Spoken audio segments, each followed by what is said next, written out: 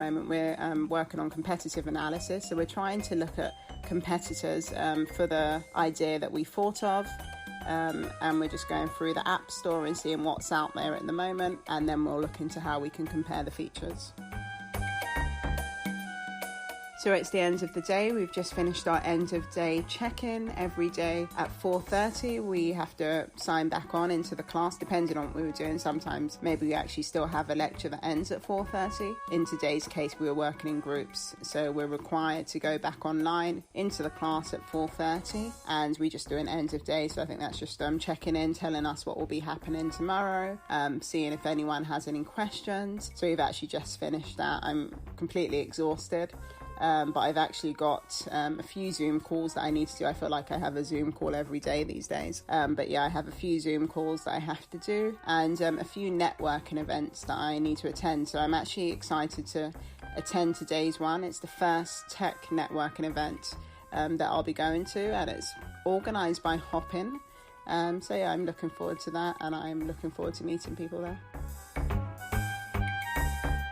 I'm online at this virtual event. It's been really interesting so far, actually. It's been quite enjoyable. So it's they have different platforms, which is good. So they have a main stage where you can hear different speakers. They have different breakout rooms where you can hear different companies. So actually they have Snapchat, Airbnb, eBay and Amazon here, along with a few other companies. So they have different people from their companies speaking about their workday and how working life is within the company. So I was just listening to that. And I also went to the one-on-one rooms where you can speak to different recruiters, which was fun. It was actually a bit like speed dating, so different recruiters from different companies and just people in different roles were passing through, and you could just ask them questions about the company they work for and just ask them, generally about the community in the company and any questions you had.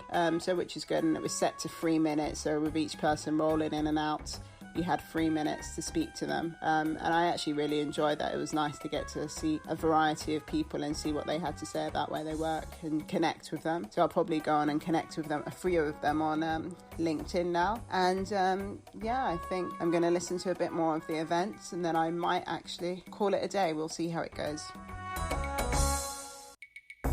So I finished up at the event, which was fun. After that, I went to do some of my assignment. We had some group homework that I need to complete for tomorrow, so I worked on that for a bit. And during that time, I also had my dinner. I kind of had to try and cram everything in today. It's been a busy day. And yeah, now I'm off to bed. I'm going to get ready for tomorrow. And yeah, that was my day. So it tends to be kind of back to back. You're on the computer for a lot of the day, like I'm literally staring at the screen. I had to actually buy an anti-glare screen to cover my laptop because I felt like my eyes were hurting from staring at the screen all day. But due to this remote learning, I am actually at the computer all day, nearly every day, because once I finish, then I'm doing assignments on my computer. I'm speaking to people on Zoom on my computer. So I try and take a break and try and get a bit of rest for my eyes from time to time throughout the day. And yeah, that was my day. I don't know how interesting that was. It's not the same as seeing it, but I hope you got a bit of a drift for life in a boot camp, how it's going for me at the moment.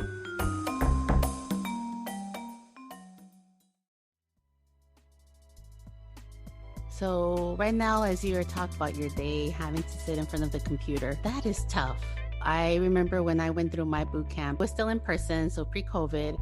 And so we were able to get up and they would encourage us, if we wanted to either stay there in the classroom or go look for a place there within building. At that time, our classes were held at WeWork. And so WeWork offices are like really nice. And we were able to get a nice cup of coffee, flavored water, go to the terrace out in the sun. For lunch, we would probably join someone else for lunch at a nearby restaurant. And so it was a lot of being able to step away from the work there in front of you. How are you dealing with this aspect, having to be there in front of your computer?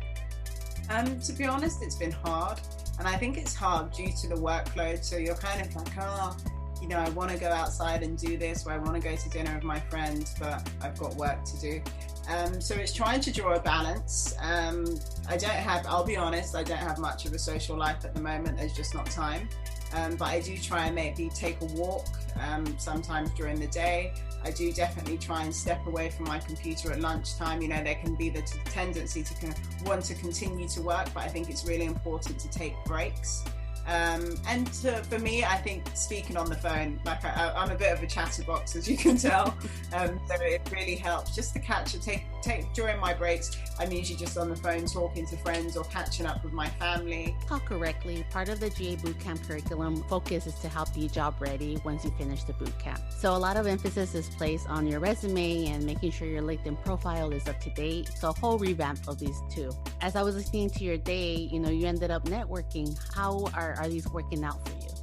Well, actually, that was my first tech networking event. So I hadn't been to any prior to that. And actually, it was a fabulous experience. I really liked the way they set it up. As I was saying in the recording, you know, they had a main stage where they had different prominent speakers. They had a virtual room where you could have a one-on-one with different recruiters.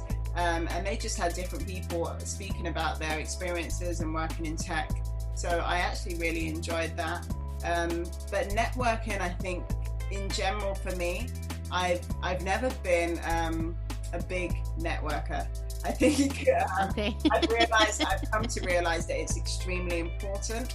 But I think being English, when you just would walk up to someone and say, "Hi, what's your name? What do you do?" I think it would be considered rude. So when I moved here and people would be like, I would go to a bar or something, and before they even really got to know anything, they would say, "What do you do?" And so I was a bit taken aback. But I think I've become used to it, and I realize why people do it, and I've realized how useful it can be. But it took a while for me to get used to that and get into the big networking scene. Oh, that is so interesting. Okay, so take note, everyone. If you ever go to the UK, don't just walk up to someone and ask them what they do for a living. Rude. This will end our first half of our conversation. Come back and we'll continue our conversation with Omenaa. And now, a word from our sponsor.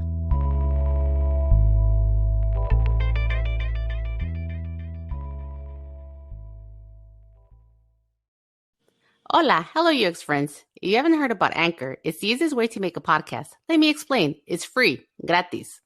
Also, they have user-friendly creation tools that allow you to record and edit your podcasts right from your phone or computer.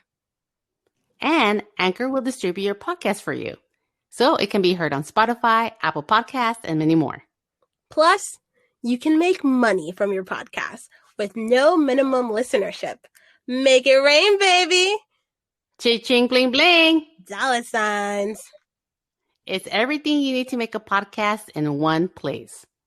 Download the free Anchor app or go to anchor.fm to get started.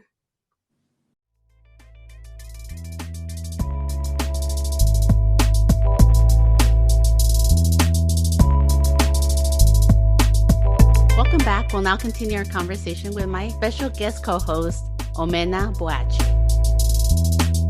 It's been 2 years since my immersive bootcamp experience. It was fast-paced, and I remember that it would take up all of my free time, even weekends. Luckily, I had the support of my husband and kids. By the time I would get home, my husband, he had dinner ready. It's okay, we had spaghetti for the whole week. That's what he could do, and I did not judge him for it. Yeah. And my kids were good as far as like being able to pick after themselves, so that way they knew that mom was not going to be able to come home, pick up their mess. So with that, who makes up your support circle at the moment, Omena? I would say my friends and family. Although my family are in the UK, I think they've been amazing. And I think that's also because of technology. Technology has allowed them to be amazing because we're always FaceTime and we're always speaking on, you know, WhatsApp and different apps. And it almost feels like they're present. It literally feels like they're sitting with me here when I talk to them. And I talk to them every day. And also my friends have been in great support. You know, they're the people that I'm interviewing for my user research. And, you know, they're really helping me. I'm literally like, okay, can I send you this question? I think you would be perfect. And then they're like, you know, they help me with my projects. They ask how it's going. And they tell me to take a break sometimes. And sometimes you need to hear that. Like my sister will be like, you just need to go to sleep, even if it's for like 20 minutes, just like step away from the work. You're tired. You just need to stop for a moment. And it helps. And I think that's what's important. You really sometimes need a support circle around you, especially when you're going through something as intense as an immersive course, a boot camp. the workload is a lot. So it really helps to have a support circle.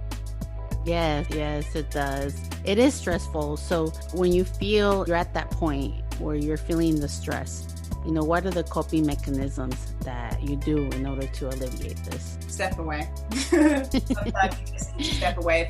If I'm stressed because I'm not figuring something out, or I'm just trying to do something and it's just getting too much, I take a break and I just kind of recollect my thoughts, think about what I'm trying to do with a clear mind, and then I come back to it.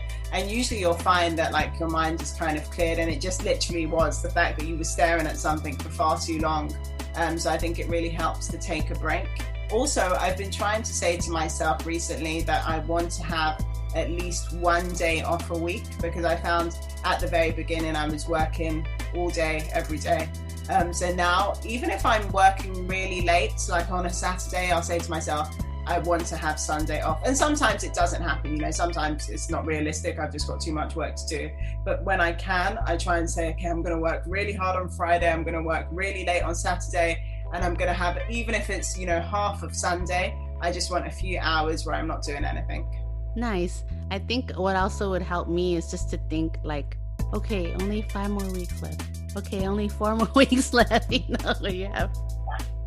I've actually been saying to myself that I actually need to put up a calendar, and as I go through, I'm going to cross off each week, because I think that actually brings excitement. I'm like, okay, I've got through it. There's only 5 left, And I think that will also help me to cope. Now, Omena, any tips or advice that you would like to share with others? I think if you're thinking about going into a UX design bootcamp particularly, I would just say figure out what the syllabus is. See if you can get a copy of the syllabus beforehand and the curriculum and what they're going to be teaching you. And as much as you can, if you have time, take time to start reading up about these things to get a bit of knowledge, so that when you actually start doing them in the class, it's not necessarily the first time you're hearing it, it's almost the second time, but it's kind of imprinting on your brain, because you're like, oh, actually, yeah, I kind of read something like that. And I'm not saying go crazy. I'm not saying like teach yourself the whole course, but I'm just saying just familiarize yourself and maybe see what they're going to be teaching you.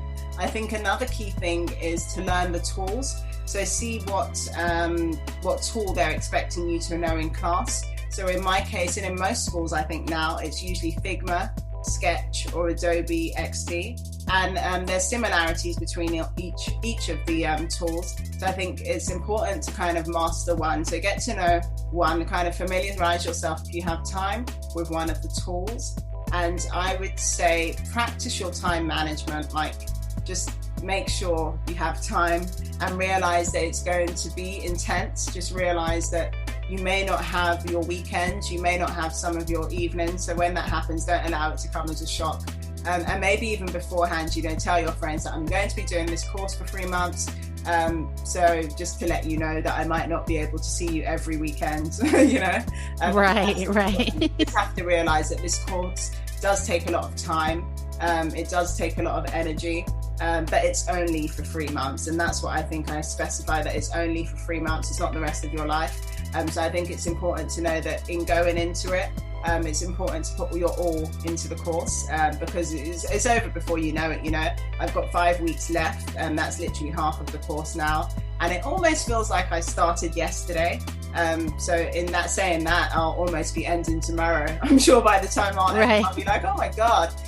But yeah, no, it's only for 3 months. I would say give it your best shot. It's enjoyable. It's hard, but it does get enjoyable. And you meet some great people. Like, although it's remote, I've met people from all over America, which I've enjoyed, and it's been nice. And you'll meet these people, and they'll become your friends for life, because you're all kind of going through the same thing. Some of them will be your work colleagues, and it's nice to have people to be able to reach out to who know about UX as well, and who have been through what you're going through. Yes, and I would like to add, when Omenaa reached out to me initially, I thought it was very clever. She reached out to me through LinkedIn, and she wanted to know more about the Adobe Digital Academy. And so we did meet, and she had her notebook ready to write down any of the things that I recommended to her. We even went through your application, as far as the questions, your responses, and I kind of gave you feedback on some of those. And so I would like to add, if any of you want to know more about a program, just make sure to reach out to someone that's been through it before, because they will be able to give you insight into some